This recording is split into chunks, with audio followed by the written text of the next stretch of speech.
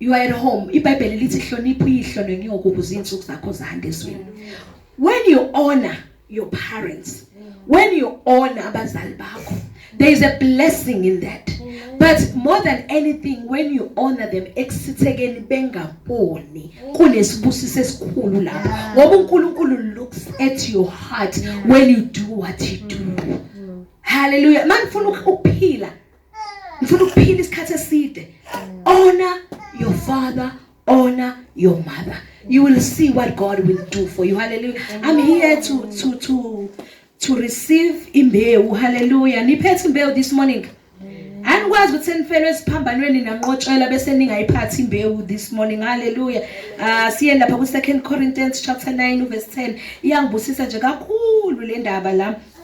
Verse 10 wakhona othi ofundeka kanjena uthi now may he who supplies a seed to the sower and bread for food supply and multiply the seed you have sown and increase the fruit of your righteousness. Hallelujah. Mhlabathi ngiqale lapha nje phezulu ngiqale ku, let me just take it from ku verse 6 uthi, but this I say, he who sows sparingly will also reap sparingly, and he who sows bountifully will also reap bountifully. So let each one give as he purposes in his heart. Again, we see the heart issue.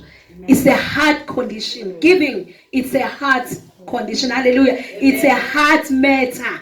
I'll decide mawusungenile la ngaphakathi wengaza mnani bancane nani Sunday school you don't decide sendla ngaphakathi bantu abami ukuthi sengiyanikela umfundisi usebenza umnikelo sengikhipha imbewu. No, you don't.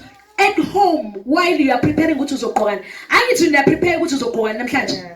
While you are preparing ukuthi uzogqokana, you also prepare ukuthi uNkulunkulu ngiyendlini yakho ngiyokhonza, ingabe iyiphi imbewu ofuna nginikele ngayo? Ufuna nginikele ngemali, ufuna ngikukhonze ngamalini namhlanje? Because imbewu yakho it shows your heart. Hallelujah. Yinto prepare prior. You can even pray. Let me just teach you manje. Yabona wayibamba le. I'm telling you, you'll go far in life. You'll go far in life, and you don't even have to work. You don't have to forget for you to master this one. You know what? If let's say you got hold of 100 rand. Let's say you get hold of 100 rand. Tata 10 rand below 100 rand. Ubege aside. Ufake with envelope. While you still at home, you start praying over that 10 rand. You start declaring, is it? Right? So that's 10%. Ulo 100 rand, 10 rand wakhona belongs to God. Bese uyamtshela ukuthi uNkulunkulu ezwini lakho uthi wena. Laphana kuMalaki 3 uthi ukhuza okuhlayo. Uthi wena mangabe ngithemba ngekweshumi zami uvula amawindi ezulu. Bese uyasho uNkulunkulu ngicela ungivulele amawindi ezulu concerning this. Nayi issue yami. Angazi ukuthi nibhekene nani. Angazi ukuthi what is it that you are believing God for. Bese uyaqala uyayibala lezi zinto. Uthi uNkulunkulu ngizocela lokho mangabe ukuthi you wanna buy mntanakhe PlayStation and iyabiza PlayStation. You put it there kwimbewu.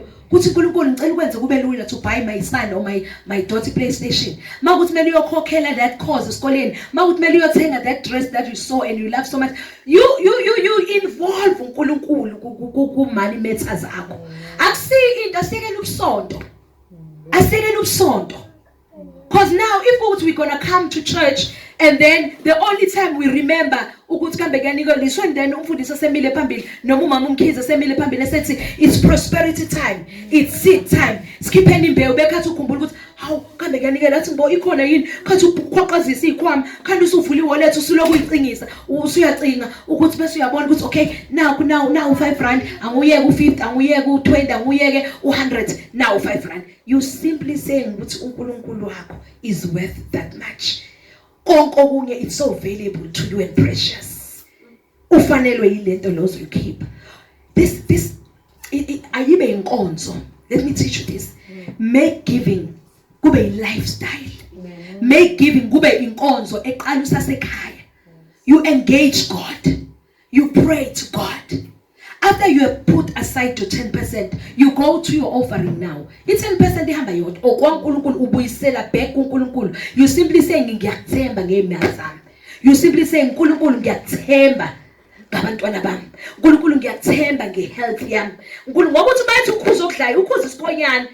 Lento afike iqeda amathaya emoto. Lento afike iqede ingathi ubhubhudla upetrol emotweni uqeda ukufaka hawuqiqi ilambu selakhanya kodwa ubusanda kufaka. Ukhuza okudlayo it means that ukuthi uNkulunkulu ukho yabona isikhonyana nesazi isikhonyana masike safika ensimini sishaqa kwasani kusale kumhlophe kuwo. uNkulunkulu protects you from those things. uNkulunkulu protects us from ingozi zemgwaqo. uNkulunkulu protects us even esikoleni kungabibi umntwana ozoqambela amanga uyithola usuku icase enkulu usubizwe ema-office ngokunye uzugcina uxoshwa ngisho esikoleni. uNkulunkulu protects asingayitholi sihlangana nabangani abangekho right abazosifaka enkingeni. uNkulunkulu uyasivikela when you trust him. Ngokweshumi kwakho ungena to your family andisa even i-health.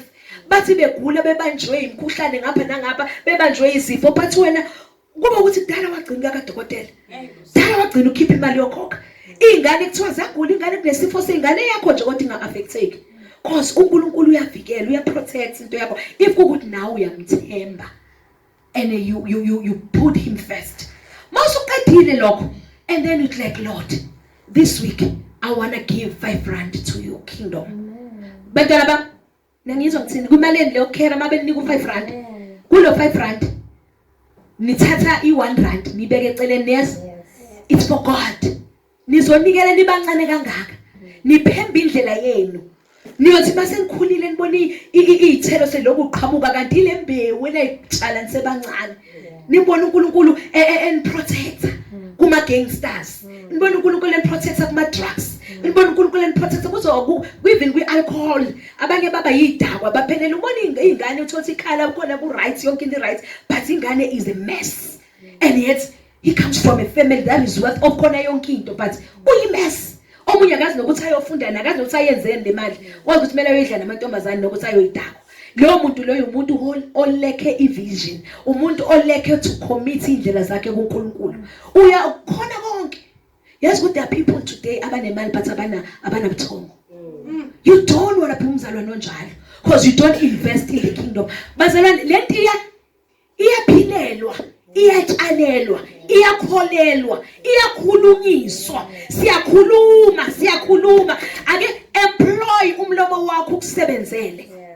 You know what, we are too lazy. Singabazalwana who are lazy to study the word of God. We are even lazy ukuzisho ukuthi ngaze ngamuhle. Hey, angiyazi mina into enjeni. Imlomo yethu ibophekile.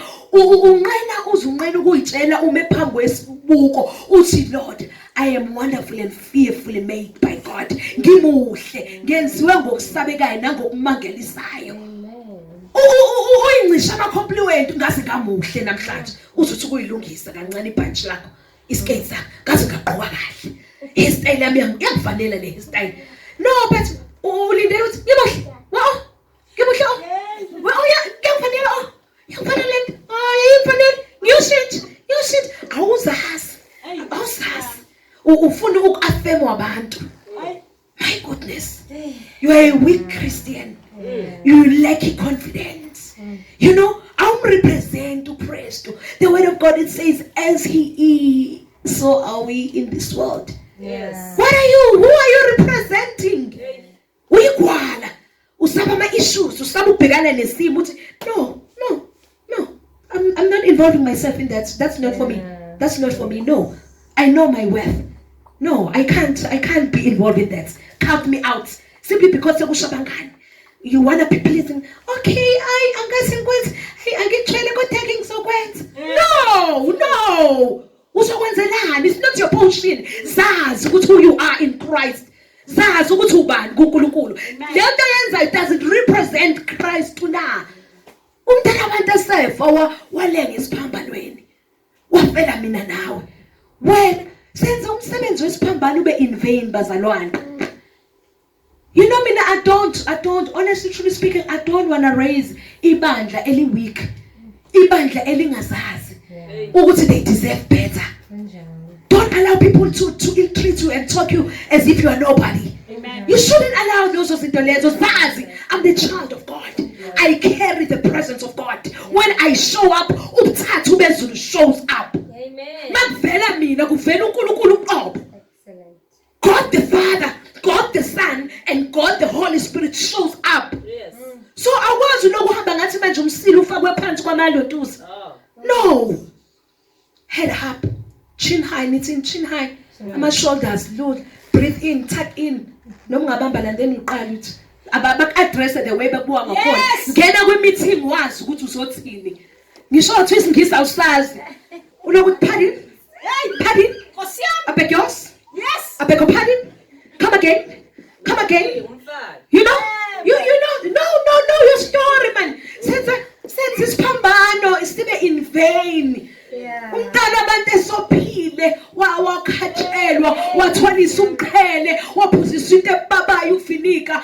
Nkosi yami, all of that was in vain if we don't take our position and who we are in Christ. Can I just make you mad this morning? Listen, now listen to this. Amandla avusa uKristu. Uvukile namhlanje uyacelebrate ukuthi uvukile. Amandla avusa uKristu bese lithizwe lawo mandla ala ngaphakathi kuthina. Wenzani ngalamandla? Usuwenzeni ngalamandla? Ngifuna ukunibona. I'm observing you. In fact, I'll be asking you now. Abanye bana, excuse me. You'll be getting calls from me now. Ngikubuza ukuthi lalela, ngimfundisile ngathi amandla avusa uKristu kwabafileyo. Uvuka amandla ovuko. Bese kuthiwa lawo mandla lawo akuwa ngaphakathi. Question is, wenzani ngalawo mandla? Uvuka uthini unamandla ngaka? Uvuka wenzeni ngalamandla ngaka? Udaleni ngalamandla? Usutheni wenzeni? I want results, bazalwane. I want results.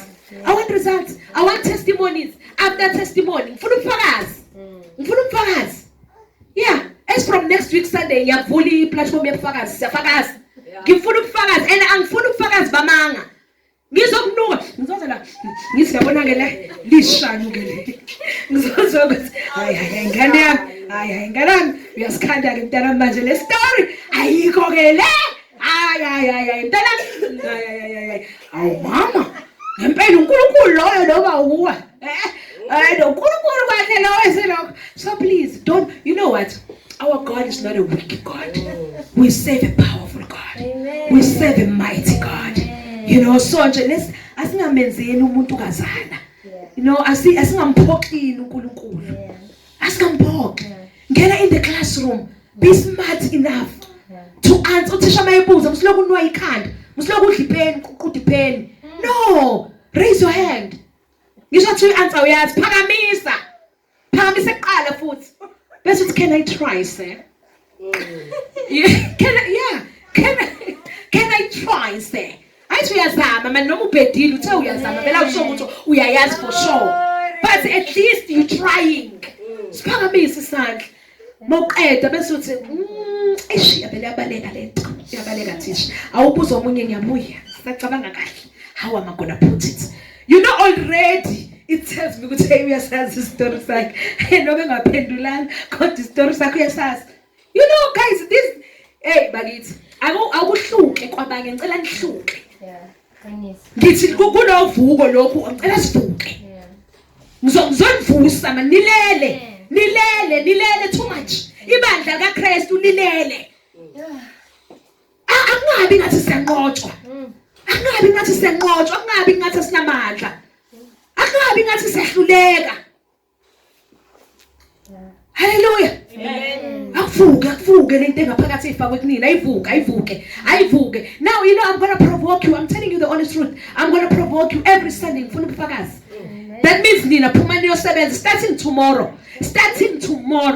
You wake up, you take charge, you take dominion. Uthatha izwi likaNkulunkulu uyalikhuluma. Jehovah umali uswama ngikwaswela. Thank you Lord, good there's abundance in my life. Thank you Lord, I see greener pastures all around me. Thank you Lord, I'm surrounded by Mercedes Benz. Thank you Lord God, I'm surrounded by Range Rovers. Thank you Lord God that I attract businesses. Thank you Lord God that before they conclude bangibiza bafuna uvo lwami. Thank you Lord that I'm a genius. Thank you Lord that I'm the smartest in the class. Thank you Lord ukuthi kubuzwa kumina impendulo. You know, you start declaring, ngiyabonga baba, ngiyabonga ukuthi impilo ecichimayo isabelo sami, impilo emnandi isabelo sami, impilo yamaholide. Abanye bena ngikaze niye ngisho la evula intaba. La iduze. La. Mangithi, let's go to vula intaba. How many classes? How evula intaba. Ila siyabuya. It's one day, it's 25 Ks. It's 100. Oh, I thought it's in the mountain. It's there, out of the country. Guys, let's leave. Kule level okuyona. Inkinga yethu sicabanga ukuthi belube nemali. Yes, ukuthi uboke, let me teach you something. Uboke uvuke, ugeze, uswenke. Bakubuza ukuthi uyaphi uthi ngiya kwi-business meeting. Amen. Bakubuza nobani uthi ngiya kwi-business meeting. Ngizobona mangibuye ngitshela mabuye ukuthi ngihambe kanjani. Then you go. You book a seat at Tramonto. Noma ungayibhukhanga uhamba ungena. Bese ufika uyahlala, hlala etafuleni. Just order the cheapest there. It's rooibos. Just order rooibos. Bese uthi can I have it with lemon? Slices of lemon and with honey please. Bazokulethela itipoti phela. Babekela ikhapha. Bese uyahlala phansi. Uthatha idayari yakho ibeke phezu kwetafula. You having a meeting with yourself. You having a meeting with yourself. Then you start planning. Ukuthi, you know what Lord, kulonyaka. Ngibona ngisuka la ngiya la. This is my vision Lord. Ngisuka la ngiya la. Bese uthi Lord, I commit my plans. I commit all my plans to you, God. Bese uthi help me Lord. You having a meeting with yourself. Start treating yourself important. Yes, ukuthi uzothi uhleli lapho kube khona umuntu okubonayo. Bese yazi that can I join you? But with yeah, because my business partner is right. In fact, it just cancelled on me. Sure, you may take your seat. You know, this is in the lezo. You attract them. But monga ibon in jara no fuga fuka ne fuga minyana. La payano mo party ngelo party. So ni ka fa ko bininka. Fuga pushana la. Yes. Uzothola laba bathi excuse my neighbor sister ubona ukuthi ngiyathela. Uzothola kanjani indawo enjalo? Wear your high heel. Put on a lipstick. Yeah. Bobby Goda. Yes. Faizaza. Yes. Your future is too bright. Your future, even if it's raining, Faizaza. Your future is too bright. You can't look at it in the naked eye. You know, your cup, future yakho. Ifake nizaza. Bese uyahambe uyohlala e-restaurant. Funda newspaper. Noma kuthiwa understand ukuthi kuthiwa $1 ne-rand ne-euro kwenze njani, it doesn't matter. Uvule ngakhona. Bese uthi imali zami ikhamba kahle. My investment ihamba kahle. Qeda ubeka iphepha phansi. Hallelujah. Le mpilo iya-practice ungakayitholi. Kuthiwa bathi fake it until you make it. Fake it until you make it. Fake it until you make it, child of God. Vuka man, vuka and take your position. Be mad, be angry. What is it that says kahle? You know, boys calls, do you know who I am? Do you know who's my father? Yes. Do you know who's owner my garage imoto? Akumele ngabe ngihambe ngenyawo. Do you know ukuthi isiliva negolide lakhe? Akumele ngabe nginamali kwi-account yami. Nagcina nini ngema-holiday? Nagcina nini nje ukuphuma nje? Kuthiwa nje ne-holiday as a family. Nagcina nini nje? Ngene kwiphule nje. Nagcina nini? I know bafethu, no, let's live for God. Asimrepresenteni kahle lo Kristu. Hallelujah. That was all for offering. Ngiyaqala ukuze umnikelo uthatha isikhathi eside kangaka. Ongaka. Are you ready to sow your seed? Mhlawumbe namhlanje let's do it different. Reach out to your back baba ngicela ungibekele ngapha. Phinde ungibekele ngapha. Just You can just come and sow your seed nje. Yeah, but if you have something in your hand that you want to bless God, sukuma uzoyifaka ngapha. This is an altar of exchange, whatever it is. Okusakhula kushiyela and ufaka imbewu yakho and usho ukuthi uNkulunkulu ngale mbewu yami ngiphuma nokuthi uyayikhulumisa imbewu ezuzoyifaka. Uyakhuluma nembewu yakho, you talk to your seed and usho ukuthi as much as ngifaka u5 rand noma as much as ngifaka u2 rand wami noma ngifaka u100 rand noma ngifaka u50 rand, usho ukuthi wena hamba olanda abanye abanjengawe, wena hamba olanda ezimore ukudlula wena. Hallelujah. Ngicela ungikhiphele nami lapha yana sithando sami. Yes, ngicela ungilekelele lapho. You can just sow a seed for me. Uzotshala sinikele imbewu yethu. And then are you ready for izwi?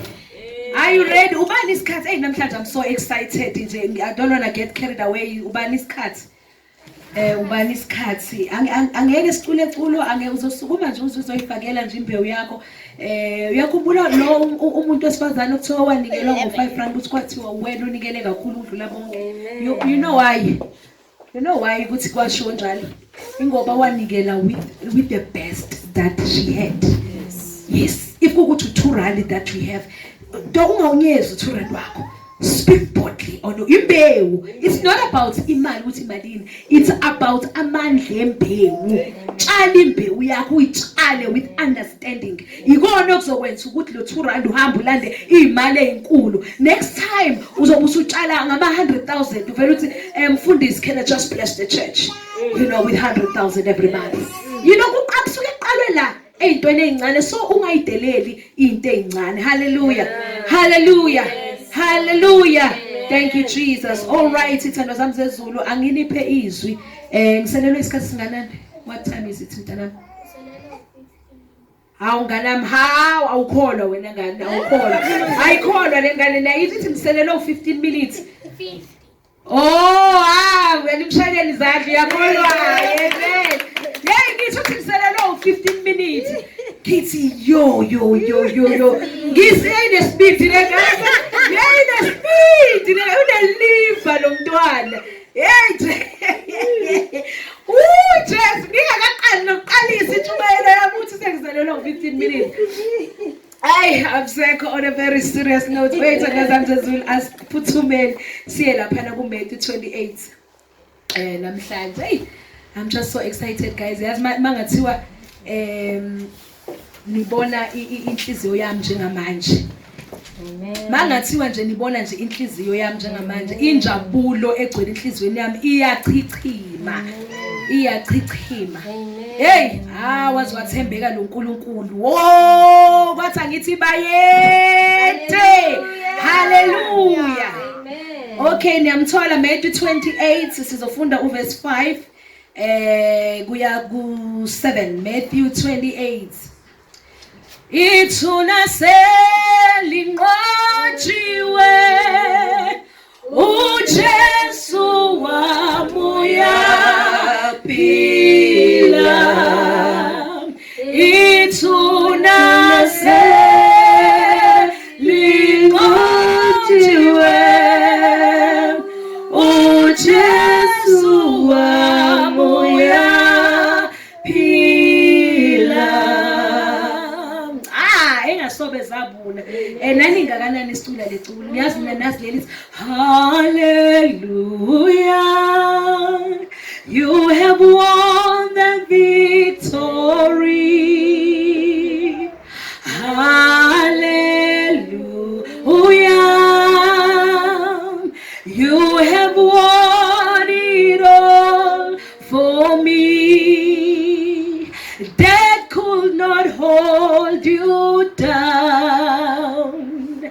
You are the risen King, seated in majesty. You are the risen King.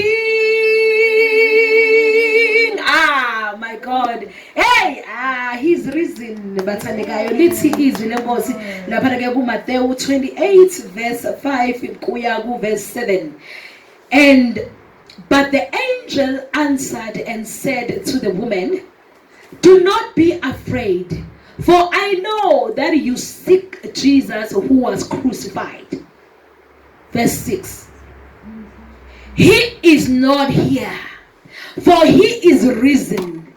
As he said, come, see the place where the Lord lay. Hallelujah. Baba siyabonga ukufunda kwezwi lakho. Izwi lakho liphilile, izwi lakho liphefumulo wena uqobo linguwe. Sisazindla ngalo likhanyise, my God, egameni likaKristu Jesu. Amen and amen. La we see its story. Siyazi ukuthi on Friday uJesu wayobethelwa, right? You know the story, right? Mfundisiwe ku Sunday school. Yes. So as eyobethelwa walenga nezoni. Kwamnyama kakhulu baye enikela umphefumulo wakhe. Wakhe besikhanda lakhe wawunikela umoya wakhe kuNkulunkulu. You know ukuthi bazalwane uJesu azange athi I am finished.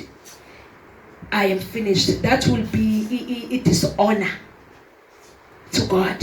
What it is finished. Ngoba if isothi wathi I am finished, that means he died defeated.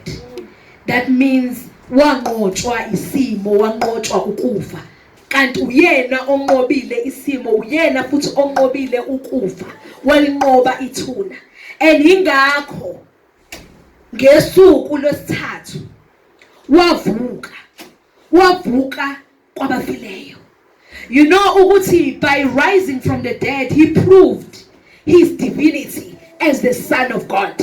Wayeveza uNkulunkulu bakhe nemsebenzi yakhe ye-atonement yokubuyisana, nomsebenzi wakhe we-redemption, umsebenzi wakhe wokuhlenga, nomsebenzi wakhe we-reconciliation, ukubuyisana, nomsebenzi wakhe we-salvation, wensindiso. Amen. Yingakho kwamele ukuthi alinqobe ithuna, avuke, aye kuBaba. iBhayibheli lithi manje usehlezi ngakwesokunene esikayisi. And uyasinxusela daily, he intercede for us. Kwakumele bazalwane, kwakumele avuke kuze sokwazi sibone ubuNkulunkulu kuye, kuze sokwazi ukukholwa, kuze sokwazi ukuthi sisindiswe, kuze sokwazi ukuthi sihlenge. Ubani ofuna inkosi ehlulwayo? Ubani ofuna inkosi ehlulwayo? Lalelani obhali nabaza abaprofeti bakaBhali, izithixo zabo, izithixo ezibuye ziwe nangobuso phansi, ezibuye itatanyiswe. You know, ebuye incengwe. Nakhumbula umprofeti uElijah ebhekene nabaprofeti bakaBhali entabeni. Wathi okay, you know what? It's your turn. Ake limbize uNkulunkulu namhlanje bele makwazeke ukuthi uyena muphi uNkulunkulu ophilayo. Uyena muphi uNkulunkulu onamandla. Wathi ibizo wakho uNkulunkulu ehlisela umlilo phezulu. Umlilo ufika ushaye kule athara esenilcreateile. Wathi mbizeni uNkulunkulu wenu, nami ngizocreate i-altar ngimbizo wami ozophendula. Aphendule ngomlilo, because our God is a consuming fire. Ungumlilo othulayo. Masubize yena. Lelelane bona mawubhekene nesimo lawo eBhayibheli baqambela amanga, they accuse you for, you know, false accusation, all those things. So wenza into ongayenzanga, ungabokhala, ungabusakhala. Makubhlungu kakhulu ukhala bese usula inyembezi bese uthi uNkulunkulu makwazeke namhlanje ukuthi wena you are the God of Abraham, you are the God of Jacob and Isaac, you are the God bese ufaka igama lakho phakathi, you are the God of snare, you are the God of uphel the overcomer, you are the God of kumkhize. You know, ngizimo ngeshiyo ukuthi makwazeke namhlanje ukuthi uNkulunkulu bonakalisa amandla akho. Washo njalo umprofeti Elijah. Bese abaprofeti bakaBhali bayazazi bambiza uNkulunkulu wabo, bagxama benza into zabo, bamemeza, wathuleka, wamemeza, wathuleka, kwasekuseni laze lashona ilanga bebhizi bememeza. Lutho bathiwa baze bathatha izinto bayisika, kwaphuma igazi, bathi mhlawumbe mayebona igazi labo uzoshesha aphendule. Bambiza uNkulunkulu wabo, bayisika bamemeza, bakhala, kwathuleka. Wasuka-ke uNceku kaNkulunkulu yathi, hey mhlawumbe bakithi akanizwa, mhlawumbe usabhiza attending to other matters, animebeze kakhulu, waba-provoke, because when you know your God, you know your God. Yes. You know, uyayihleka nje ezinye zezimo uthi hayi kwenzeni konke, yenza iqede, then ngitshele nje mina maseniqedile bese ngibizwa uNkulunkulu. u-Elijah akuthatha yazi wenze njani u-Elijah wathatha inkuni wabeka manje wabeka create i-altar waqeda wathi you know what ngicela sithele amanzi waphunyela amanzi kwi-altar wathi angifuni izinto angabazela amandla yabona when you know ungathi uyobasa umlilo bese uthela amanzi wayefuna ukuthi isimo sibukeke kubo sisicayi ukuthi you know what ngisho kuthi uNkulunkulu ade ezowenzani angeke kusavutha lo mlilo njengoba sifaka amanzi nomlilo ahlangana my God ingonyama yomndeni kaJuda umlilo oqothulayo wambiza ngayo uElijah entabeni my God wehla umlilo wehluvela phezulu washaqa i-altar kwavutha amalangabi kwavutha even umhlatshelo wenkomo owubekwe lapho kulelo altar kwasha yonke into yaba umlotha. When our God answers, He's a consuming fire. Ufuna ukuthi mase kufikena ace kubonakala ukuthi it's my doing. No one can take glory but me. Akafuni ukushela udumo uNkulunkulu. Ufuna lonke udumo luze kuyena. Futhi uNkulunkulu let me tell you. Yabona lezimo lezi ezibukeka zi-impossible. Yabona lezimo ezibukeka zinzima. Hand over to God. Hand them over to God. Uzombona uNkulunkulu ekudlalela imovie. Uzombona uNkulunkulu ekudlalela ifilimu. You know, sometimes you do these things afraid. Because kunale element ethi what if ngiyenzeka? What if bengihleka? Ngizohleka yizwe. Sengithe uNkulunkulu wami uzobonakalisa. Sengithe uNkulunkulu wami uzongiphendulela. Bese ngathi susa konke lokho. Just say if I die let me die. If I perish let me perish. Kodwa bese uyamtshotlalela ke uNkulunkulu uzokwazeka ukuthi wena unamanga. Kuyokwazeka ukuthi mina ngithembe wena. Kuyokwazeka ukuthi uwona amanga. You know, our God uyayithanda izimo ezinjalo. Bamangazazi ingawazi amandla nawo. Woprovoke amazulu ukuthatha ubezulu behlisa imvula behlisa umlilo sinalowo mandla kodwa siwasebenzisi. Hey my God this morning wathi angithi vuka man vuka nale business lelo wakade ufuna ukuqala you know osowaliyeka you know osowalincwaba laphenduka ithuna awulivuse kule viki awuvuse ibusiness lakho kule viki yini leyo kade ufuna ukuyifunda ufuna ukuyiqedela awuvuse lelo phupho. You know the dream that you once had yokuyibona uyapi yokuyibona wenzani vusa lelo phupho. Isikhathi sokuvusa kwezinto ezifile neso isikhathi lesokuvusa kwezinto ezifile uNkulunkulu breathe the breath of life upon izinto zakho namhlanje sukumani nibe ngenyawo sukumani nonke this morning sukumani sime ngenyawo no it's okay you can sukumani nibe ngenyawo. I want us right now. Angikwazi ukuthi yini le obusugive uphile kuyona. Angiyazi ukuthi yini le that we are believing God for. But right now I want us to pray. Zikhulekele wena. Uya lapha khona mangofuna isikuzwe. Iyele ngisho kuthiwa mawuvula umnyango uphume bakumele uphume uye lapha kwi-arcade yonke. Uhambe uyibize lento ngoba I want you to exercise your faith. Ngithe kunina ngifuna ama results. Ngithe ngifuna testimonies. Lo uNkulunkulu esimkhonza uNkulunkulu onamandla. Yithina esenza ngathi uNkulunkulu ongaphenduli imkhuleko because we doubt God and we don't provoke God. You know we sinene ingelosi eziyikhonzi zethu zilele zibhod awuyisebenzisa awuyithumi zihleli ibhorekile. Ngifuna right now I want you lento angayiphupha noma bethu 5 years back ukuthi uNkulunkulu ngiyayibona nokuthi uNkulunkulu ngiyayibona ngisebenza la nala awukuhamba uyivuse lento uthi uNkulunkulu uyakhumbula yini ukuthi ngakacela ukuthi baba njengamanje uJesu uvukile nami ngiyalivusa lephupho nami ngiyayivusa le dream baba ngiyavusa le daba baba ngiyalipresenta before ngenzela umusa kule viki my God ngenzela umusa akwazeke ukuthi wena uNkulunkulu wami phendule Jehova. Are you ready to do that this morning? Are you ready to do that? You can move around, you can go outside. Nginika exactly 5 minutes. After 5 minutes you come back. Siyaqhubeka nenkonzo. Baba egameni likaKristu Jesu izwi lakho